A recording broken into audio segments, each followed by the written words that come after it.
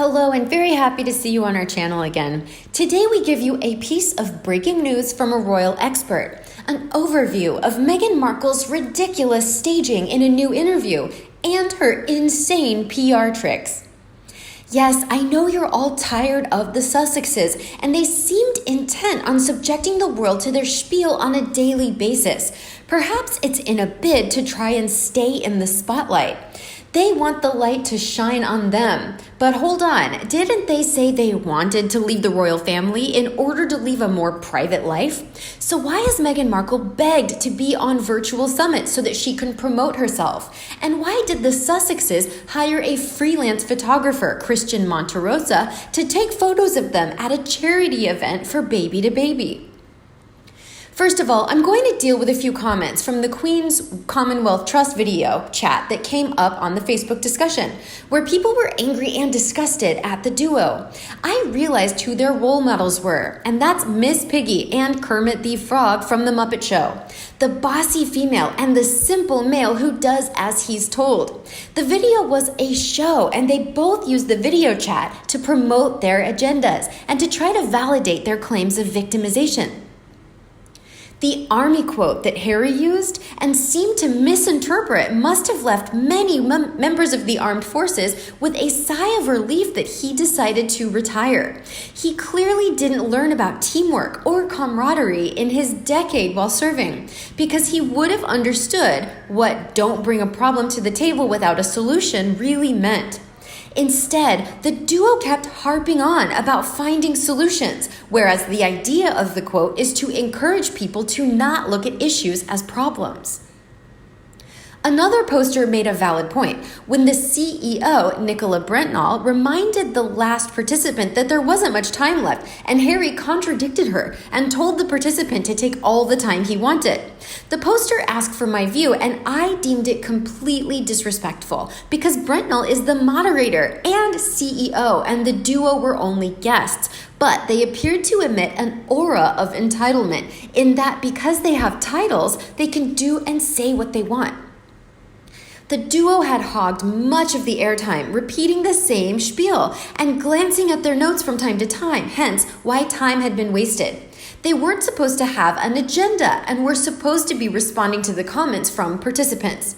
While the duo may have had time to talk as long as possible, the others may have had other engagements, especially as all were in a different time zone, and it was really rude of Harry, without a doubt.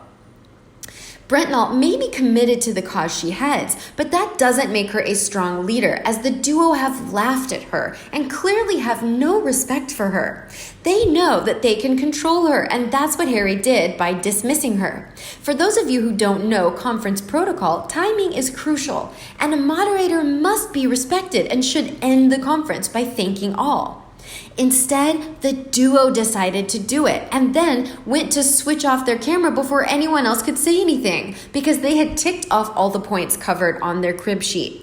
From their performance, it was obvious that they had rehearsed things, but not enough, it seems, and they must watch their performances and practice their grandiose gestures.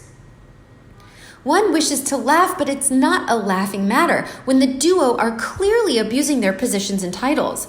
If only Brentnall had the guts to recommend that they step down and to recommend replacing them with representatives in the Commonwealth instead. She does a disservice to the Queen's Commonwealth Trust by allowing the duo to use and abuse the body she heads, as they clearly feel they have free rein to tell her what to do.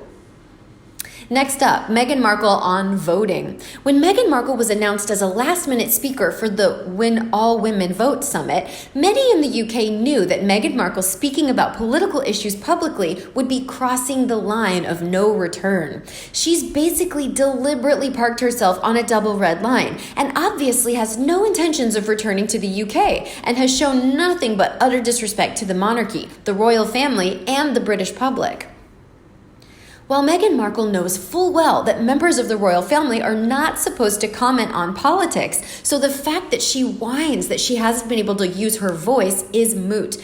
The UK media, as of this morning, haven't reported on this appearance because they know that it has crossed a line, except for the Daily Mail, who are content to call her out on hypocrisy, and it strengthens their case in the lawsuit. First of all, if she wished to speak on such matters, then she should not be using a British title that she acquired through marriage and should be addressed simply as Meghan Markle or Mountbatten Windsor if she so chooses. But then again, a feminist, wouldn't she want to keep her own name? Clearly, she is using the title to attempt to look important. But are Americans so simple-minded as to be impressed by that? Definitely not. Meghan Markle has a right to speak about voting, but not to use her title when doing so, because it demeans the title. But to be frank, the House of Sussex is a joke and commands no respect anyway. If she still considers herself a member of the royal family, then she would have respected the tradition of not speaking publicly on political issues. She's free to discuss and say such things in private, but to do so publicly despite being warned not to was simply sticking her finger up at the Queen, and that's why the UK press won't report on it if they have any sense. The right to vote, and not just in the USA, has been fought for by our ancestors, and we should respect the rights that we have, as Meghan Markle says. But we must also balance that with free will. Many see voting as their civic duty, but politics is complex, and each state in the USA has slightly different rules, so it's impossible to cover them all as a blanket rule. However, I realize that some people don't believe that voter suppression exists, but it probably does on a lesser scale than Meghan Markle suggests, and isn't reported on as news. Was Meghan Markle using the platform as a way to tell the world that Michelle Obama was her friend, making it difficult for Michelle to contradict her, and as a way to show prospective clients that she has influence? Meghan Markle has crossed the red line of no return, and in doing so has laid out her agenda and intentions. Perhaps Meghan Markle's rhetoric appeals to the younger generation, but parents must ask if she's a suitable role model as someone who flouts regulations, protocols, and shows contempt and disrespect to her family and friends, while pontificating on the necessity of kindness and community. Is hypocrisy something to aspire to these days?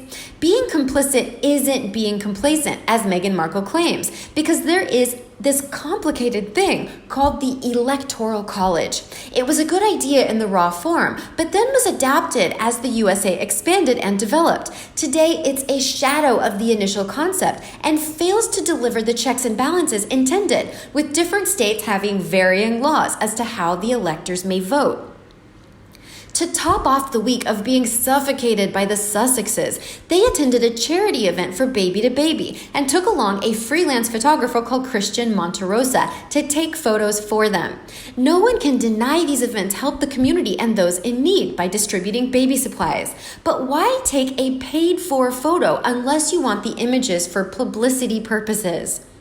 Doesn't that defeat the concept of community? And it was Scobie, the one that isn't the Sussex's spokesperson but has information before everyone else, that released the images at the same time as Baby to Baby posted their images on Instagram.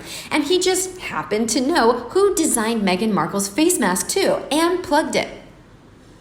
It's been a long and tiring week where the Sussexes seem to be desperate with an agenda and expected media coverage, but aren't getting it. Many of the stories are only picked up via the cult fans and last a couple of hours, if that, while the royal reporters have finally realized that they don't sell. The duo are in their own make-believe world, but the reality is that the world has seen them for the hypocrites that they are, and no one trusts them. Meghan Markle has never denied that she has had political aspirations, but if she wants to pursue that path, then she must give up her coveted title. However, I think she believes she is entitled to it because her parents told her she was special. Well, she isn't. While Harry is on the sidelines, waving his arms like a raving lunatic each time he opens his mouth. The Sussex show continues, but both have crossed the lines of no return, and it seems that Meghan Markle wants to establish residency in California. Is that for the divorce laws, or does she have eyes on being a mayor or governor like Clint or Arnie? Is Charles paying to support a political campaign under the table? If so, he needs to stop the funding so that he can't be accused of interfering with U.S. politics. This 12-month review could topple the House of Windsor and damage any chance of Charles having a decent reign. And if the Queen and Charles can't see that, then how can the people respect them as they willingly watch their house and reputation burst into flames? Each time the Sussexes pull a PR stunt, it throws a barrel of oil onto the bonfire of the House of Windsor. But what when there's nothing left to destroy? Will the Queen save herself and accept that she's made a mistake? Must we all watch the House of Windsor burn while the Sussexes laugh in their new mansion? The long game only works when there is minimal damage, and no one could say that the damage is already beyond repair. How about you? What do you think of these royal experts' points of view? Please let us know in the comment section below. And as always, subscribe to our channel for all the latest news on the royal family, Meghan Markle, and Prince Harry right here. Thanks for watching, and we'll see you in the next video.